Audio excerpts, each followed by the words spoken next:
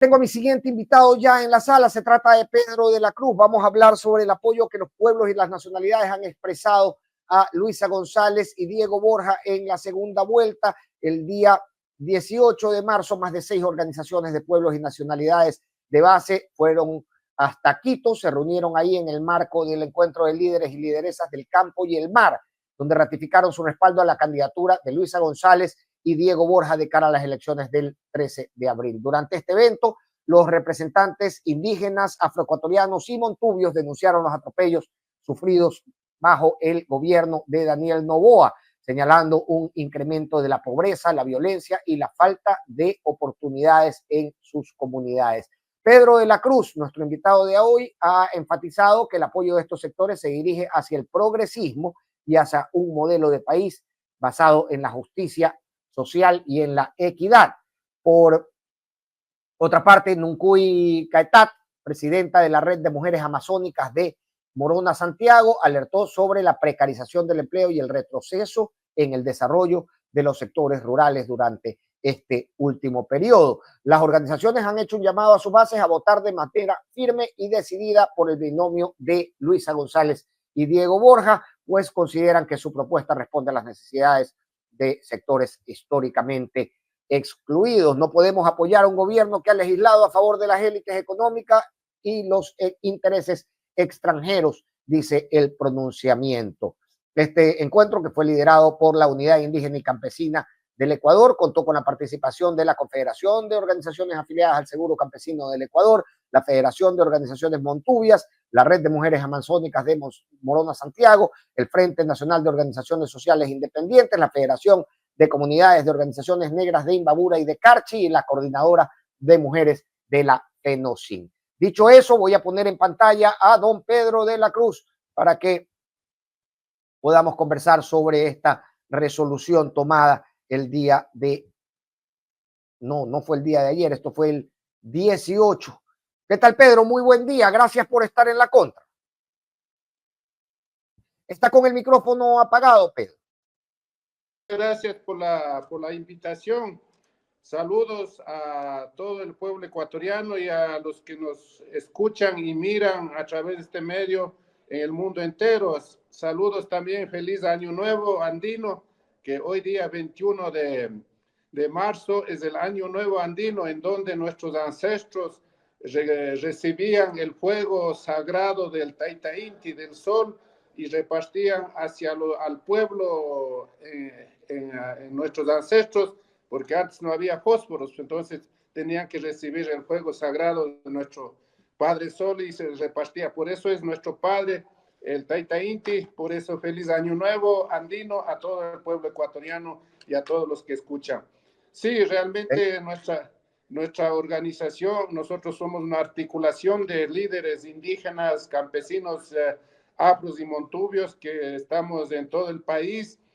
No es una organización, es una articulación que hemos hecho para poder trabajar y fortalecer el proyecto político de progresismo, porque nosotros jamás podríamos estar con un proyecto de derecha, porque nosotros siempre históricamente hemos sufrido los atropellos, las exclusiones, las marginaciones, porque desde la llegada de los españoles a nosotros ya nos consideraron incluso si teníamos alma o no teníamos alma. Entonces, desde esa época, en la colonia, luego los criollos y ahora la oligarquía nos tienen excluidos y por lo tanto, luego de un análisis profundo con las bases, porque nosotros como dirigentes estamos convencidos y hemos luchado históricamente, nos hemos sacrificado y hemos dado todo de nuestro esfuerzo para que los líderes jóvenes asuman ese liderazgo y que lleven adelante.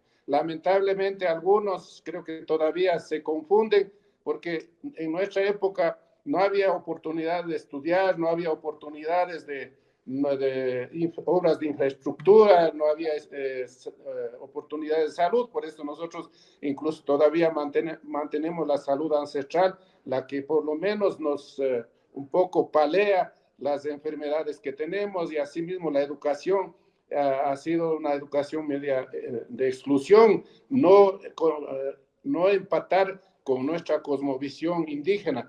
Y en ese sentido, nosotros como pueblos indígenas, como dirigentes, bueno, yo fui dirigente y hemos luchado, incluso hemos estado en la cárcel 3 veces en la época de Febres Cordero, cuando era estudiante, luego en la época de Gustavo Noboa, y luego en la época de Palacios. Ellos incluso me encarcelaron, nos hemos sacrificado, y con lo cual la juventud de alguna manera tiene algún tipo de oportunidades, y por eso llamamos especialmente a la juventud que no nos dejemos engañar. Ya hemos visto este año, bueno, si empezamos desde la traición, los 8 años, pero este año y pico que ha trabajado este gobierno que viene de la élite, pues no ha sufrido lo que hemos sufrido los pueblos indígenas, los sectores campesinos, los sectores populares, por lo tanto está inclinado todos los recursos hacia su Lo, entorno. Nosotros lo escucho, hemos lo escucho, visto la Pedro. deuda, perdón, no, le escucho. Sí, lo escucho y sin embargo no dejo de preguntarme porque siendo cierto todo esto que usted me dice, ¿no? La incompatibilidad, si se puede, de las agendas de la derecha con los pueblos y nacionalidades. Sin embargo, de ello existen varias organizaciones también nacidas del corazón de estos pueblos y de estas nacionalidades que han expresado su respaldo a la candidatura que representa a la derecha, indistintamente de que el presidente Daniel Noboa se considere de centro izquierda. ¿Por qué resulta tan difícil en la reunión de las organizaciones de los pueblos y nacionalidades llegar a una conclusión cuando pareciera ser que una propuesta es tan distante que no o que no, uno no se figuraría que podría encontrar conexión con la vida de los pueblos y las nacionalidades, como es la propuesta que representa la derecha?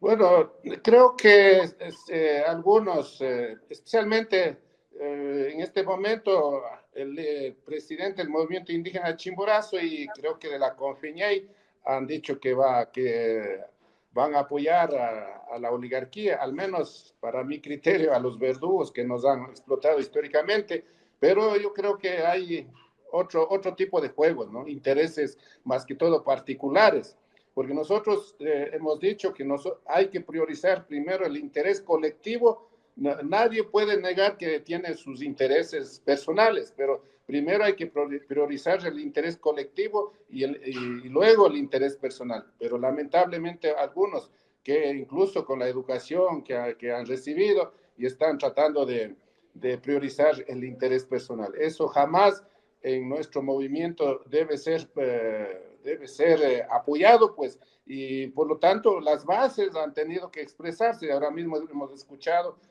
Guamote, Alausí, ya han resuelto apoyar al proyecto progresista, y asimismo las bases amazónicas están uno por uno pronunciándose por el apoyo, porque ya sus líderes no sé si se dejaron comprar por un plato de lenteja, no sé, pero las bases están pronunciándose lo que somos históricamente, pues nosotros siempre luchamos por el progresismo, por la izquierda, porque nosotros lo que exigimos es justicia, igualdad, educación, salud, interculturalidad. Eso es lo que exigimos. La derecha nos ha dado eso, al menos que yo, a los años que tengo, nunca he visto que la derecha ha trabajado por estos aspectos que son políticas de Estado que debe llevar adelante todo gobierno. Lamentablemente la derecha solamente trabaja por sus intereses, por sus bolsillos.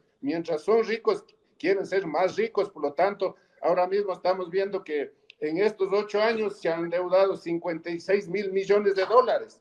Y esa plata, ¿en dónde está? Incluso en estos momentos el precio del petróleo, el barril de petróleo está a $74, 2025. El año pasado estuvo $68 el precio del barril de petróleo. A Mashi Correa le decían que tiene en su estudio, porque está el precio del petróleo, entre 2008 y 2013 estuvo un promedio de $74 y ahora, o este año tenemos un precio del barril de petróleo $74. Y además de eso, ha aumentado la deuda externa. El año pasado, el 2024, $12,000 millones de deuda. Esa plata, ¿en dónde está? Eso es lo que nosotros nos preguntamos. No hay carreteras, no hay escuelas, no hay salud, no hay obras obras que antes se veía todos los días de inaugurar y ahora no se ve nada. Incluso hay deudas con las prefecturas, hay deudas con los municipios, con las juntas parroquiales, hay deudas con los que hacen trabajos con centros infantiles. Entonces, realmente no entendemos, bueno, alguien decía, ¿en dónde está la plata? Pues, ¿dónde está la plata que tanto ha ingresado al erario nacional? Lo decía Vladimiro Álvarez, gobierno al que ustedes se opusieron en la calle y que luego derivó en la detención que me mencionabas en el gobierno de Gustavo Noboa. Sí, yo por ejemplo estuve detenido en la penitenciaria de Guayaquil cuando hicimos una marcha contra el TLC, porque nosotros sí estamos, creo que estamos bien convencidos. ¿Era gobernador Guillermo Lasso, Pedro? No recuerdo bien, ¿era todavía gobernador Guillermo Lasso en ese tiempo? No era Guillermo Lasso. Guillermo Lasso fue gobernador en la época de Yamil Mawad, fue gobernador. Claro. Y Claro, el periodo anterior. Sí, Tiene usted razón.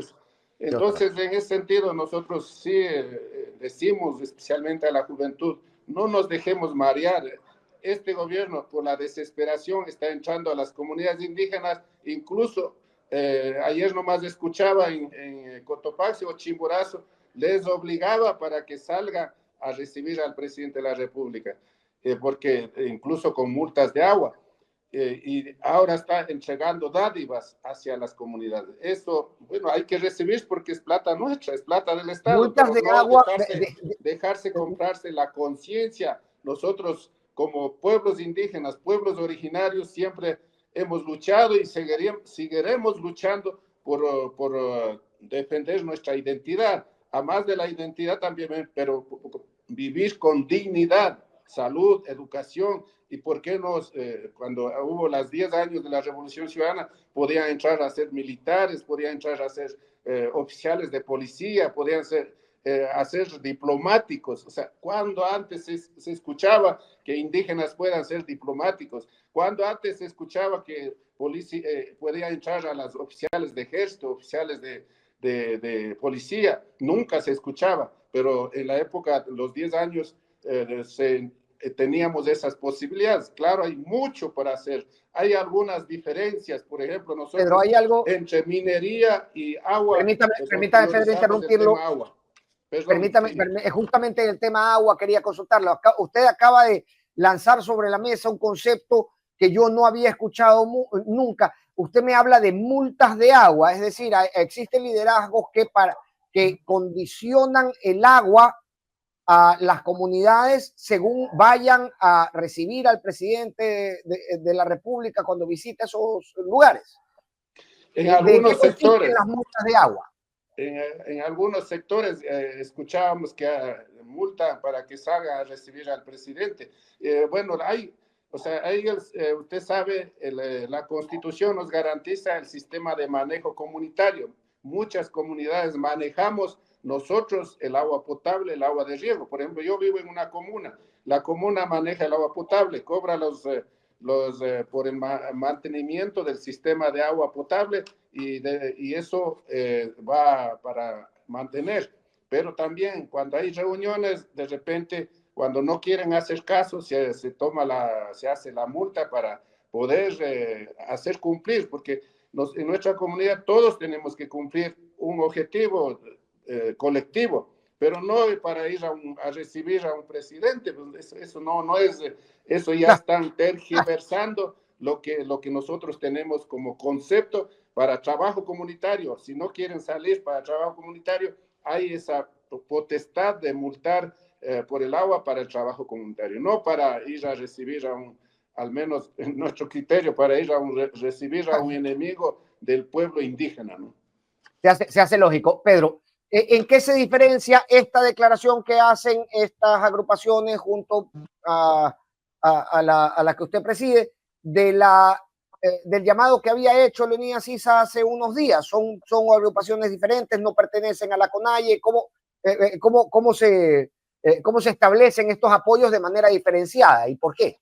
Bueno, ahí usted sabe que como todo aspecto social, digamos, sean mestizos, indígenas, tenemos nuestras diferencias organizativas. Por ejemplo, la CONAIE es una organización respetable. Hay otras organizaciones, perdón, como la FENOCIN, la FEINE, y hay otros que estamos, bueno, yo soy parte de la FENOCIN, pero nosotros somos parte de la Revolución Ciudadana. Por lo tanto, hemos creído conveniente, al menos yo vengo de la provincia que ganó la Revolución Ciudadana, que es Imbabura. Imbabura, norte de Pichincha, los cantones de alta población indígena han apoyado a la Revolución Ciudadana porque han visto, y al menos en Otavalo son viajantes, viajan al exterior, ven, en la época de los 10 años vieron el orgullo que tenían de ser ecuatorianos. Ahora, vuelta, tienen esa dificultad de ser ecuatoriano. Ser ecuatoriano es un país más violento de América Latina. Entonces hay total diferencia, por lo tanto los indígenas de Imbabura, de norte de Pichincha, han apoyado no solamente en estas elecciones, ahora esperamos aumentar el porcentaje de votación porque muchos también apoyaron al compañero Leonidas Issa, porque también se sienten indígenas y hay que apoyar a un indígena. Pero nosotros lo que hemos dicho, somos indígenas, pero también hay que apoyar a un tema también de tema clase, o sea, el que está luchando para superar la pobreza del pueblo indígena. Entonces, en ese sentido es que hay diferencias. Por ejemplo, algunas organizaciones plantean el tema indígena con el tema más identidad y las otras también plantean el tema de identidad, pero también sin olvidar el tema de clase, porque la mayoría, yo creo que un 90% de la población indígena es de la clase media, baja y pobre, incluso de extrema pobreza. Entonces, nosotros en ese sentido hay que ir avanzando para superar esa pobreza, esa clase baja que somos, ir equiparando la sociedad ecuatoriana. Esa es nuestra lucha y en esos aspectos en algunos momentos nos diferenciamos, porque algunos indígenas también hay de mucho dinero, como este señor Alfonso Chango o Auqui Titoaña, que ya después de participar en la política tal vez acumularon mucho dinero y ellos se sienten de la clase alta y ellos ya no piensan en la clase baja, no piensan en el otro, sino que piensan en sí y por eso ellos se han expresado de apoyo a la oligarquía. Parece que ellos, como dice, ya también hay florindos en el movimiento indígena, pues algunos ya se sienten medios arriba y no quieren ver a los de abajo, incluso explotan a su propio hermano indígena y eso también existe en el movimiento indígena, no hay que tapar el sol con un dedo, ¿no?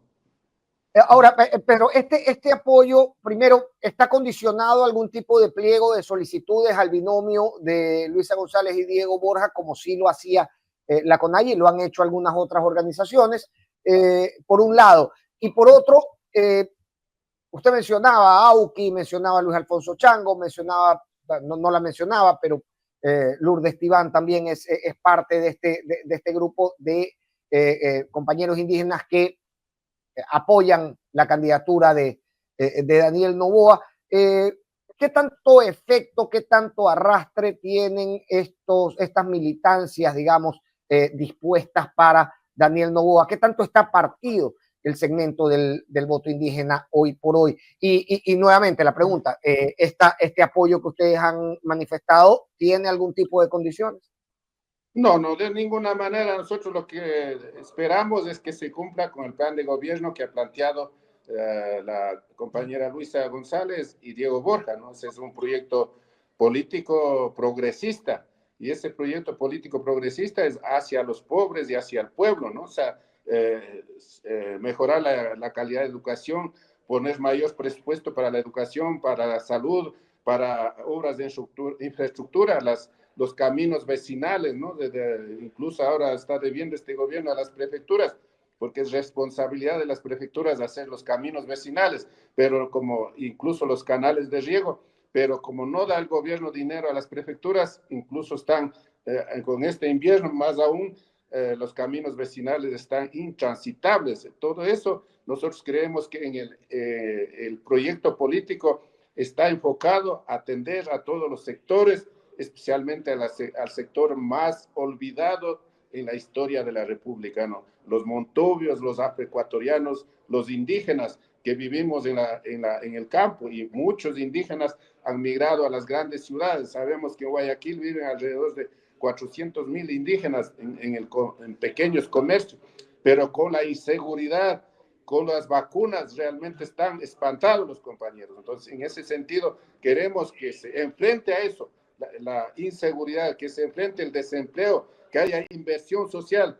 porque si el Estado no invierte, no hay circulante. Pues entonces, yo he escuchado a muchos compañeros jóvenes indígenas, incluso estudiados la universidad, no tienen trabajo. Entonces han dicho, ellos están, su salida es, valga la redundancia, salir fuera del país, pues porque no hay oportunidades en nuestro lindo Ahora, Ecuador. la CONAIE, Es uno de los la países. CONAIE, Pedro, disculpe la interrupción, la CONAIE señalaba la defensa de la Constitución, es decir, el no llamado a constituyente como una de sus condiciones. Ustedes se lo han planteado también en la mesa de diálogo. ¿De alguna manera tienen alguna postura respecto a esta oferta de constituyente que súbitamente el gobierno nacional ha elaborado?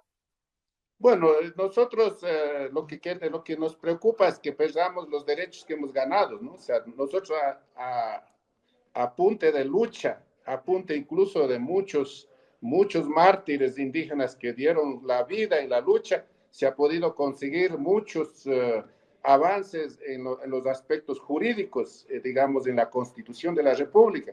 Por ejemplo, los derechos colectivos, el artículo 57, que son los derechos colectivos de los pueblos indígenas, es bien avanzado. El derecho de la naturaleza, la administración de justicia indígena, el derecho constitucionario, la oficialización de los idiomas indígenas y oficialización que son los de idiomas shuar y el quichua como idiomas de relación intercultural. Cuando fui asambleísta, incluso aprobamos la ley de educación intercultural, que aprendan al menos un idioma ancestral cada ecuatoriano.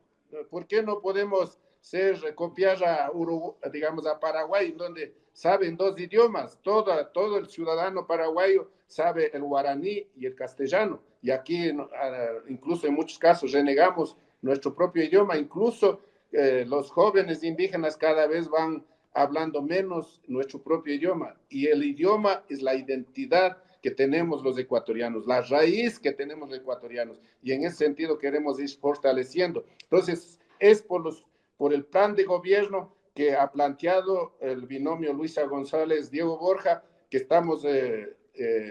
estamos esforzándonos para que este proyecto sea real para el pueblo ecuatoriano.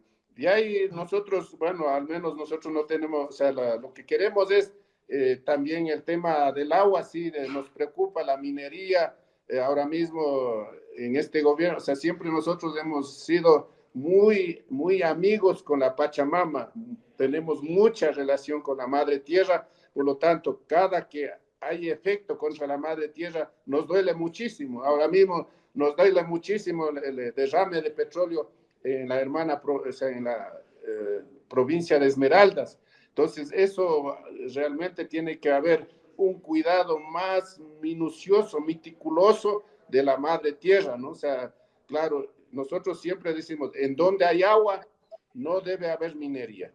O sea, porque el agua es vida, pues. La minería puede ser hambre, o sea, riqueza para ahora y hambre para mañana. Esas son nuestras dudas que siempre hemos tenido en la historia, no solamente ahora, porque nosotros vivimos de la madre tierra, porque ella nos da de comer, a ella regresamos, incluso nosotros históricamente hemos adorado a los cerros. Por ejemplo, yo vivo en Imbabura, vivo en medio de 2 volcanes, que es el Taita Imbabura y la Mama Cotacachi. A los volcanes como tenemos como Taita y Mama, papá y mamá. Asimismo, al sol es padre sol y mamá luna, madre luna. Entonces, nosotros honramos a los que nos dan vida. Claro, también tenemos un ser supremo que es de la Pachacama, el que cuida el mundo. pero estos elementos son sagrados para nosotros y en ese sentido es tal vez la diferencia con la modernidad de que se explota a diestra y siniestra los recursos naturales y no regresa el beneficio a las comunidades.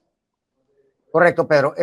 Finalmente, y para despedir la entrevista, le quería consultar cuántas personas agrupan estas agrupaciones que han, discúlpeme pero cuántas personas representan estas agrupaciones que han llegado a este acuerdo. Bueno, nosotros hemos dicho, somos una articulación de líderes indígenas, pero ahí estaba el Seguro Campesino. Usted sabe que el Seguro Campesino es una de las, muy amplio. Tiene afiliados en todo el país. Bueno, ellos son 1.500.000 de afiliados. Entonces, si se va en esos espacios, la Red de Mujeres Amazónicas, la Federación de Montevideo de la Costa, incluso estuvieron un sector de la FENOCIN, yo fui presidente de la FENOCIN. La FENOCIN es una de las organizaciones más importantes porque 3 organizaciones son a nivel indígena y campesino muy importantes. Si los 3 no se unen, los levantamientos no son tan contundentes, digamos. Si los 3, yo estuve en la caída de los 3 gobiernos, o sea, porque mintieron al pueblo ecuatoriano. Yo fui presidente de la FENOCIN en la caída de los 3 gobiernos, de Abdalá Bucaram, de Yamil Mawad. Bueno, Lucio Gutiérrez no estuvimos tanto, pero en los 2, nuestro levantamiento, nuestra paralización, tambaleó los gobiernos, y porque mintieron al pueblo ecuatoriano. Pues entonces, en ese sentido, realmente nosotros somos una organización fuerte, y las organizaciones, al menos nuestras organizaciones indígenas, son, digamos, de primer grado, son las comunas; segundo grado, organización segundo grado; tercer grado, organizaciones provinciales; y cuarto grado, las confederaciones, que es la FENOCIN, la FEINE y la CONAIE. Son las 3 organizaciones más representativas. Correcto. Para despedirnos, Pedro, ¿este apoyo implica militancia? ¿Ustedes van a participar en las campañas o solamente darán el apoyo de su voto? Al menos la UNICE, que es una articulación de líderes revolucionarios de militancia, ¿no? Las otras organizaciones más son organizaciones sociales que van a activarse en esta campaña electoral, porque esta elección de 13 de abril es de vida o muerte. O nuestra patria se va al caos, se va al manejo del narcotráfico, como lo está sucediendo hasta este momento. Aumentamos la inseguridad, no hay plata para educación, no hay plata para salud, no hay plata para carreteras, o revivimos al país, revivimos al Ecuador, para que tengamos salud, tengamos recursos para educación, que todas las deudas que ha tenido el Ecuador, y bueno, más que todos los ingresos que tiene por petróleo, por la minería, por la exportación de todos los productos, sea beneficio para los ecuatorianos y no para un grupo de ricachones que cada vez se hacen más ricos a costa del pueblo ecuatoriano. Ese es el objetivo. Y no pagan ni siquiera los impuestos. El grupo Novoa, sabemos que deben 150 millones de dólares al erario nacional, mientras a nosotros nos cobran impuestos por todo, por comprar un pantalón, por comprar ropa, por todo nos cobra el IVA. Nos subió el IVA, y también los impuestos prediales rústicos, los prediales urbanos. Todo eso nosotros estamos pagando impuestos permanentemente, mientras los ricachones no pagan los impuestos. Por eso queremos que haya un cambio, que reviva el Ecuador, y por eso nuestra gente está trabajando. No es que nosotros estamos ahí quietos, estamos trabajando, haciendo conciencia en la ciudadanía, conciencia en la gente, de que no es una opción es la muerte, y la otra opción es revivir al Ecuador. Un abrazo, Pedro. Muchas gracias por estar con nosotros en La Contra en esta mañana. Muchas gracias. Napaita Chachipani, Tocuya, Guayaquil, Pitoco, Ecuador, Rico, Machiconata. Un abrazo, Pedro. Gracias. Bien, Pedro de la Cruz, vocero de UNICE, agrupación que junto con otras varias agrupaciones de los pueblos y nacionalidades indígenas y afro han llegado a la resolución de apoyar la candidatura de Luisa González y Diego Borja. Así lo anunciaba en esta entrevista para La Contra.